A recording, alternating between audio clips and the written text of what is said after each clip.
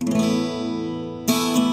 Padang Arafah lalu ke Muzdalifah, bermalam di Mina malam tertiga Jumrah.